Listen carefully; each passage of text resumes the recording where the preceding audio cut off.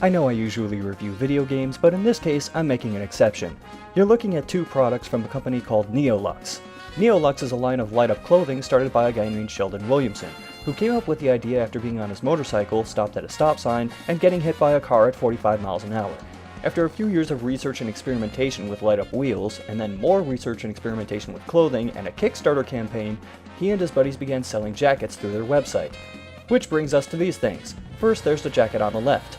The jackets used by LUX are asymmetrical, meaning the zipper is set closer to the right shoulder instead of being centered. The fabric is smooth and isn't too thick, keeping it relatively light to allow for other accessories sewn into it. It's not so thin that you'll end up freezing on a chilly day though. And by accessories, I mean the lights. The jacket has electroluminescent wire sewn into it. If you look closely, you can see the clear thread zigzagging over the lights and bundled thicker in areas where the wire is more likely to bend.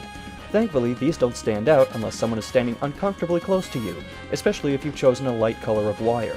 There are 4 different design types for each jacket and 7 or 8 wire colors, depending on the design. The designs are the Spectre, the EOS, the Astraeus Vine, and the one I got, the Vigilante. The designs cover various sections of the top half of the front and back, and in some cases the hood. In other words, they're sewn into places where you're less likely to bend and or snap the wire and render the lights useless. The lights are controlled by a remote, which takes 2 AA batteries and can last anywhere from a week to a month depending on how much you accidentally leave it on when not wearing it. The remote slips into an interior pocket and attaches to a connection with the EL wire. This is so you can remove the battery pack to stick the jacket in the wash, on the gentle setting of course. This remote can then be controlled from inside the right pocket to have the lights off, on, flashing slowly, or flashing quickly. And the lights themselves are bright, but not oppressively so. But wait, you say, you're showing it off in a well-lit room. Well, here's what it looks like in a poorly lit living room, a moderately lit residential area at night, and an even more poorly lit basement. If you're somewhere quiet, you can hear a faint, high-pitched hum when the lights are on, which I find to be a minor issue at worst because I didn't get any headaches hearing it after a few hours or so, and this isn't the kind of thing you wear to sit at home and catch up on your reading. Other issues include the awkward way the jacket sits when it isn't zipped up, though why would you get this and not do that? Less minor is that because of the design I chose, if the hood isn't up, it blocks a fair portion of the lights on the back of the jacket. Other designs would also have this issue, but they have EL wires sewn into the hood to make up for that.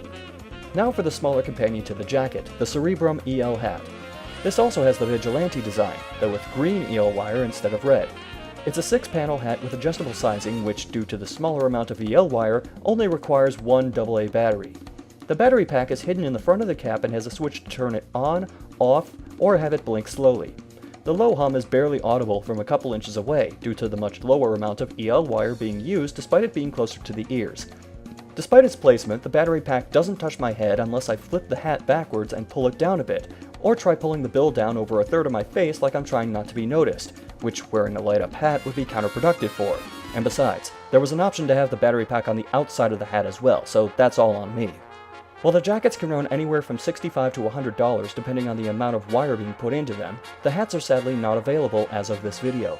I got mine via the LUX Kickstarter, and apparently there wasn't enough interest there to keep producing stock for them, which is sad because I've been asked about where to get these while wearing my hat to various conventions.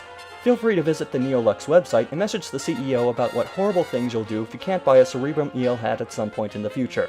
As for me, I'm going to continue lighting up the night, dimly lit rooms, and even well-lit rooms because I don't discriminate.